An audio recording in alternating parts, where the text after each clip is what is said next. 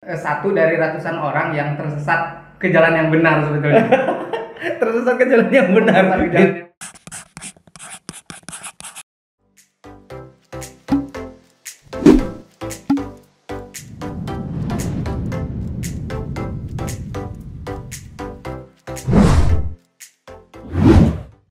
Halo semuanya, assalamualaikum warahmatullahi wabarakatuh. Nah, sekarang balik lagi di channel ini yang sekarang banyak permintaan melalui DM, banyak permintaan melalui WhatsApp. Kak, review. Saya bingung. Ngomongnya cuma review doang, kita review makanan apa review handphone ini?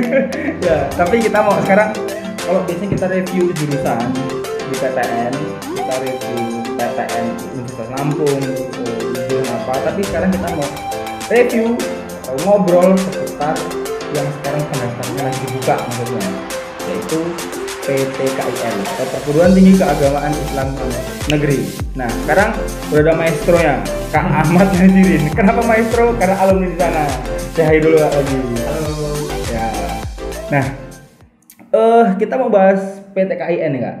Ya, jadi akan ada pertanyaan-pertanyaan dari netizen, dari follower Lamun Cerdas, juga dari saya. Ya. Yang susah-susah ya. Ya, nanti kalau jelek kita remedial. Ada remedial. Ada. Ya. Oke. Sebelumnya perkenalan diri dulu deh Kak. Oke, terima kasih udah ngundang. Jadi perkenalkan nama saya Ahmad Nazirin. Jadi memang betul saya memang alumni IAIN. Kalau dulu sih belum UIN. Dulu itu masih IAIN, itu jurusan ekonomi Islam. Tahun lama berarti ya. Tahun lama. Kalau sekarang kan udah jadi ekonomi syariah. Kalau dulu itu namanya jurusan ekonomi Islam. Oh, oke. Dan dulu IAIN, sekarang udah UIN. Ya, jadi kakak ini jurusannya ekonomi Islam, yang sekarang jadi ekonomi syariah. Di fakultasnya juga udah beda. Kalau dulu itu ekonomi Islam tempat saya belajar dulu itu di Fakultas Syariah, lagi nebeng di Fakultas Syariah. Tapi kalau sekarang itu udah ada Fakultas Ekonomi Bisnis Islam, PEBI namanya. Oh, nambah ya. Nambah. Oke. Nah, dulu kenapa, kan sebelum saya tanya ke kenapa milih jurusan, kenapa milih PTKIN atau IAIN itulah. IAIN Lampung kan ya? IAIN Lampung. Ya, IAIN Raden Lampung. Hanya IAIN aja, bingung IAIN mana. IAIN Raden Inter Lampung. Nah, jadi kalau mau ditanya kenapa dulu milih sih, sebetulnya saya termasuk orang yang mungkin satu dari ratusan orang yang tersesat ke jalan yang benar sebetulnya. Tersesat ke jalan yang benar. Jelasin dulu. Nah, kenapa bisa kayak gitu? Karena sebetulnya awalnya sih sebelum saya masuk ke IAIN itu, jurusan ekonomi Islam itu sebetulnya saya nggak tahu sama sekali. Pas SMA saya nggak tahu ada IAIN, ada jurusan ekonomi Islam dan Fakultas Syariah pun. Nah, karena memang dulu itu memang saya daftar SBMPTN dulu itu tahun 2010. 2010. Bayangin 2010. Saya angkatan 2010. Kredit mobil udah lunas. Rumahnya udah lunas. Nah, jadi apa sih? Nggak keterima. Ketika itu nggak keterima, saya ambil jurusan geografi sama ekonomi. Unila. Nah, itu nggak keterima. Akhirnya ada dulu itu jalur mandirinya. Kalau di Unila itu ada jalur mandiri, kalau di sana juga ada jalur mandiri. Nah, itu dulu bukan namanya jurusan ekonomi Islam, karena kebetulan saya IPS di sekolahnya, kayaknya yang agak nyambung, disambung-sambungkan lah, kalau bahasanya cocokologi lah. Itu ekonomi Islam. Nah, tapi kenapa tadi saya bilang tersesat ke jalan yang benar? Kalau semester 1 belum nyaman, semester 2 tapi lama-lama nyaman juga sih. Nyaman juga. Dan saya mungkin orang yang sangat bersyukur kok bisa tersesat di jalan yang benar ini. Bagi kalian yang mungkin akan tersesat tapi nggak tahu ke jalan yang benar atau ke jalan yang salah, hati-hati, mudah-mudahan ke jalan yang benar. Amin. Jadi itu jawabnya dua sekaligus tuh, antara kenapa milih IAIN atau kenapa ekonomi Islam. Nah, dulu emang yang dibuka cuma ekonomi Islam di sana.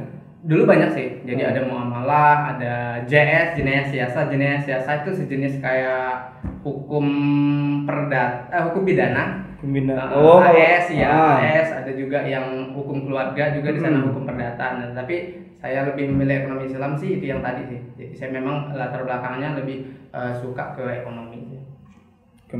Sekarang mungkin timbul pertanyaan nih teman-teman semua, bedanya ekonomi Islam atau yang kini ekonomi syariah dengan ekonomi konvensional. Kalau bedanya sih itu lebih kepada landasan sih. Jadi kalau memang dulu itu tapi ini ya teman-teman perlu tahu bahwa di jurusan ekonomi Islam itu bukan berarti kita belajar dari awal itu ekonomi Islam gitu, enggak. Jadi kita memang di semester 1 itu belajar juga teori pengantar ekonomi, teori konvensional. Jadi memang perbedaannya itu secara otomatis itu kita pasti udah tahu. Jadi perbedaan di konvensional sama ekonomi Islam itu lebih kepada landasan. Jadi kalau memang ekonomi konvensional itu lebih kayak teori-teori dari Karl Marx, dari Adam Smith. Tapi kalau dari ekonomi Islam sendiri itu lebih kepada landasannya itu Al-Quran dan hadis. Oke. Jadi itu bedanya ekonomi Islam dan ekonomi itu yang paling kelihatan. Yang paling kelihatan ya. Oke. Itu perbedaannya. Kalau konsentrasi atau peminatan, kalau di fakultas hukum nih misalnya kayak fakultas hukum misal katakanlah Unila atau yang lainnya lah. Kan kalau semester 1 itu pengantar umum ya. Nanti udah sampai semester 5 ada konsentrasinya. Kalau ini FYI buat kalian itu kok FYI sih? FYI. Spiko jadinya. Nah, itu ada hukum tata negara, hukum pidana, hukum perdata, hukum internasional dan itulah. Kalau di ekonomi syariah ini ada nggak? Kalau saya dulu itu sebenarnya nggak ada. Jadi memang kita daftar di ekonomi Islam, masuknya ya ekonomi Islam. Gelarnya juga sarjana ekonomi Islam sih. Tetapi untuk informasi buat teman-teman, siapa tahu teman-teman memang minat di jurusan ini atau bahkan belum tahu sebelumnya, itu sebetulnya di SBMPTN itu juga udah banyak sih, kayak UI kan udah ada. Iya, di UI ada. Nah, di situ ada konsentrasinya di sana. Kayak di sana itu ada konsentrasi bisnis Islam, ada manajemen Islam. Tapi kalau di UIN sendiri itu belum ada, karena di Fakultas Ekonomi Bisnis itu ada 3 jurusan, ekonomi syariah, bisnis sama akuntansi. Jadi memang peminatannya itu dari awal. Jadi memang 3 jurusan ini memang udah ada di sana. Nah, tadi kan kalau di UI itu ada konsentrasinya ya, ekonomi syariah, konsentrasinya ada bisnis Islam dan segala macamnya. Nah, kalau perbedaan ekonomi syariah sama bisnis Islamnya gimana? Kalau ekonomi Islam itu sebetulnya lebih kepada prinsip. Jadi kalau bisnis Islam itu lebih kepada manajemennya. Jadi cara penerapannya lah sih. Jadi memang tetapi kalau kita ekonomi Islam ya ada juga, kita juga belajar bisnis Islam gitu. Cuman konsentrasinya lebih kepada manajemen kalau di bisnis Islam itu. Lebih fokusnya ke arah sana gitu. Kalau ekonomi Islam itu lebih kepada prinsip. Oke. Kalau kan biasanya kalau untuk adik-adik nih, kita dulu nih kadang-kadang berpikir bahwa kuliah ini nyari kerja. Jadi ada yang ngomong gitu. Ada yang kayak gitu kan bilang tuh. Bahkan dampaknya tuh buruk banget. Ada yang ketiga itu malah saking fokusnya kuliah untuk kerja nganggur malah. Karena Jadi ilmunya hanya nanti kerja di mana gitu lah. Kadang-kadang yang memang salah tafsir sih sebetulnya. Karena kan memang kuliah ya udah kita kuliah aja fokus, nanti kerja pasti ada kok nanti. Tapi kalau kita mau bahas prospek kerja itu gimana tuh? Jadi saya mau sharing dikit. Jadi memang kalau prinsip itu memang hampir di kita itu ada. Jadi memang jalani aja deh, terserah gitu loh kan. Dan termasuk saya juga 2010 seperti itu, tapi nggak boleh ditiru. Nah, jadi kalau bicara mengenai prospek, saya mau kuliah di jurusan A itu sebetulnya kita wajib tahu kalau saya ngambil jurusan ini prospeknya apa. Nah, salah satunya di ekonomi Islam kalau ditanya prospeknya apa, itu sebetulnya banyak banget. Jadi teman-teman bisa jadi konsultan di sana, bisa perbankan syariah kan sekarang lagi booming banget karena kita sekarang udah masuk ke 10 besar ekonomi syariah di dunia. Masih kalah dengan Malaysia sih sebetulnya. Malaysia, negara tetangga Malaysia. Kalau untuk ASEAN berarti nomor 2. Nomor 2. Nah, jadi kita juga bisa apalagi tahun 2019 sampai 2024 itu kan pemerintah udah mengeluarkan master plan untuk ekonomi syariah, khusus untuk ekonomi syariah. Nah, itu ada 4 aspek: wisata halal, perbankan, terus itu makanan, dan itu memang perlu orang-orang ahli di dalamnya terkait dengan ahli ekonomi Islam, dan itu bisa jadi bahan teman-teman semua untuk ini nggak sembarangan gitu loh jurusan ini prospeknya besar sekali gitu. Nah, ekonomi syariah ini gitu. Itu sih kalau prospek di ekonomi syariah. Jadi banyak sebetulnya ya, yang kadang orang nggak tahu. Orang nggak taunya ekonomi syariah paling kerjanya di bank. Enggak. Sekarang sedangkan bank syariah sama bank konvensional banyak kan bank konvensional gitu kan. Mungkin ini lebih banyak tercerahkan nih informasinya. Nah, kalau kita mau masuk kuliah ke sana nih Kak. Katakanlah kalau untuk di Lampung kita fokus ke satu ini ya, ke YIN atau UIN gitu. Kita mau kuliah di ekonomi syariah di YIN atau UIN Lampung, caranya gimana atau jalurnya deh? Jalurnya. Jadi kalau untuk jalurnya sendiri sih itu ada beberapa sih. Kalau saya dulu itu ada di Mandiri. Nah, cuman kalau mandirinya UIN untuk sekarang ini karena minat ekonomi syariahnya Fakultas Ekonomi Bisnis itu besar sekali, itu udah bisa terpenuhi dari Sepan sama UM. Jadi Mandiri itu nggak ada lagi. Oh, jadi cuma 2. Udah 2 tahun ini itu nggak ada lagi. Nah, jadi teman-teman bisa masuk ke melalui jalur SPAN atau UMPTK yang masih buka sekarang ini sampai 30 Mei. Oh. Nah, sekarang SPAN ini kan udah kelewat. Berarti teman-teman yang di situ kalian bisa daftar di satu jalur terakhir ya untuk ekonomi syariah ya, UMPTK. 30 Mei kan 30 Mei terakhir. Dimulai 1 Mei kemarin. Dimulai 1 Mei kemarin. Boleh tuh kalian daftar. Nah, kalau kita mau bicara alurnya ya Kak ya. Nah, kita bicara alur nih. Kita sudah tahu prospek. Kita masuk, misal ya kita udah masuk diterima jadi mahasiswa lah. Oke. Nah, tantangan di dalamnya tuh kayak mana? Atau ibaratnya suka dan duka lah seperti itu ya tantangannya. Sebetulnya kalau bisa diceritain dengan jujur sih sebetulnya 50-50. 50-50. Kenapa? Karena yang namanya ekonomi Islam yang saya katakan tadi itu pada dasarnya itu landasan teorinya itu kan dari Al-Quran dan hadis. Dan mau nggak mau, suka nggak suka, kita harus tahu yang namanya kita harus hafal tuh hadis-hadisnya atau ayatnya harus paham. Jadi harus benar-benar ya tahu bahasa Arab dikit-dikit. Itu sih kalau dukanya. Apalagi saya termasuk orang yang dulu itu kebetulan SMA ada mata pelajaran mulok, dulu itu mata lokal. Mulok bahasa Arab. Bahasa Arab, dan itu nilai kita yang paling kecil di kelas. Jadi kita masuk ke situ benar-benar harus menyesuaikan sih. Kalau Kak Ahmad ini muloknya bahasa Arab. Kalau di tempat saya dulu muloknya pertanian. Tanam terong. Jadi nggak ada bahasa Arab. Terong ungu. Terong ungu.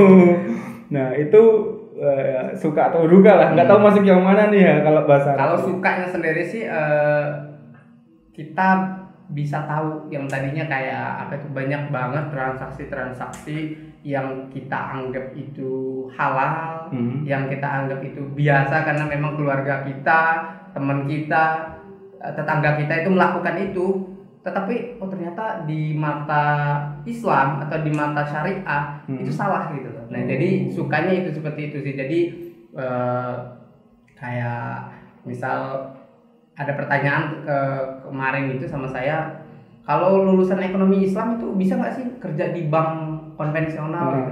Ya sebetulnya bisa aja, tetapi prinsip itu tadi prinsipnya itu karena selama 4 tahun kita di sana itu dia udah matahin sendiri tuh, jadi hati ini agak terlalu agak secure sulit lah gitu loh untuk membenarkan gitu. Karena itu sukanya sih. Naam. Paham? Tafadhol. Ya, karena banyak yang yang ngomong bahwa bank konvensional riba kan memang ya, banyak yang riba. Bahkan ada yang sempat bilang bahwa yang nggak riba di situ ya cuma cleaning service dan satpam bahkan. Ya itu pilihannya karena memang nantinya sudah terdistract sendiri atau memang terplot sendirilah dirinya ya, itu, lebih itu secara otomatis terbentuk sendiri. Oke.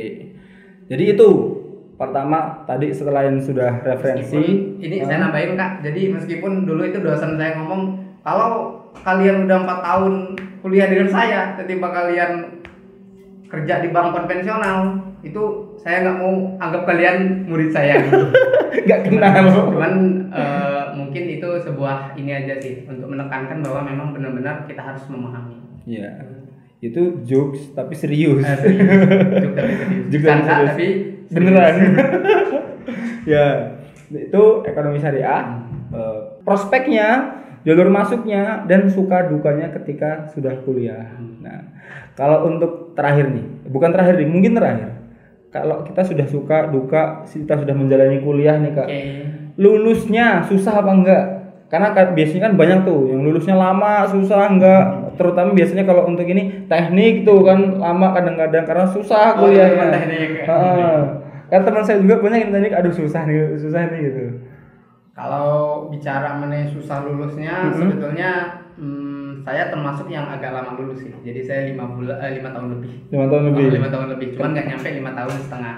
Jadi iya. saya bayarnya itu 10 semester. 10 bayarannya. Jadi tergantung kita juga sih. Jadi ada sebetulnya skripsi atau untuk lulus itu sebetulnya nggak butuh kecerdasan sih sebetulnya. Kalau menurut pengalaman saya sih, ketika kamu rajin atau ketika kamu udah fokus ke skripsi, ya mudah-mudah aja gitu.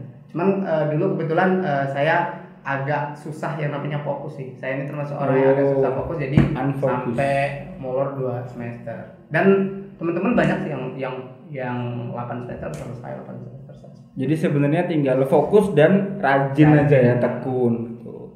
Nah, kalau tips atau saran Kak untuk yang mau kuliah dan sekarang khususnya untuk yang sekarang lagi daftar UMPTKIN deh.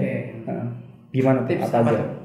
Ya tips untuk menghadapi UMPTKIN atau dan juga tips untuk ketika kuliah di PTKIN. Kan karena banyak nih teman-teman yang sekolahnya nggak di aliyah, yang nggak ada bahasa Arab, tiba-tiba di sana jedar tuh, kaget tuh kan biasanya. Banyak. Salah satunya saya juga. Nah kan dulu, tips untuk menjalani itu gimana? Saya dulu sih sebetulnya mungkin lebih kepada waktu ya. Kalau dulu saya itu dipermudah karena waktu. Jadi memang peminatnya itu masih dikit. Jadi memang untuk persaingan bahkan di Mandiri pun kan masih ada, artinya kan peminatnya masih sedikit. Nah, tapi kalau ditanya tips and triknya bagaimana, itu lebih kepada kita harus tahu tuh apa aja yang diujikan.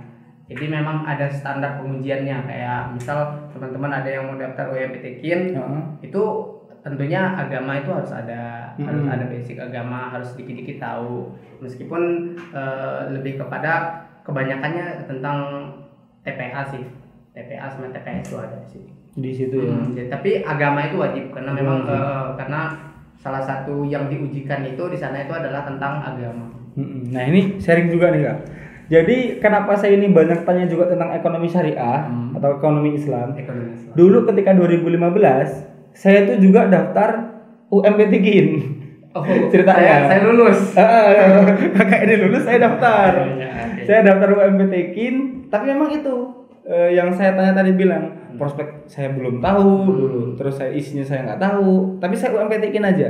Saya kerjain jalani aja, saya tes gitu. Karena memang kan saya juga FCBM-PTN, bekal udah ada lah untuk tesnya. Tapi yang saya kaget nih Kak. Ketika buka soal, ngerjain. Tapi ada di lembar itu Arab semua. Masya Allah. Jadi Arab semua. Dan Arabnya itu luar biasa, gundul. Gak ada harokatnya, itu nomornya Arab, soalnya Arab, ABC-nya juga Arab. Masuk ke agama. Nah itu, agama itu ya. Dan saya ingat betul karena saya nggak paham sama sekali ya. Jadi cara jawabnya saya buka. Saya lihat soal yang di sini itu yang saya lihat pertama jawaban entah apapun itu saya jawab itu. Misal saya tiba-tiba ngeliat C, ya itu saya jawab C. feeling, intuisi aja. Jadi dulu saya ngerjain 4 atau 5 soal ceritanya di situ. Dan ketika pengumuman UMPTKIN, saya lulus dong ekonomi syariah. Jurusan apa itu? Ekonomi syariah. Ekonomi syariah. Oh, udah ekonomi syariah. Udah ekonomi syariah dulu 2015. Nah, itu saya lulus di situ. Nah, ketika saya sudah diterima, saya juga lulus di SBMPTN, alhamdulillah, ilmu pemerintahan. Jadi antara dua pilihan nih.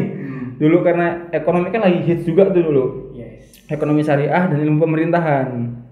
Udahlah, ilmu pemerintahan aja. Sama-sama di sini sebetulnya kan, udah ilmu pemerintahan aja. Ikhlasin dan menerima. Qanaah lah.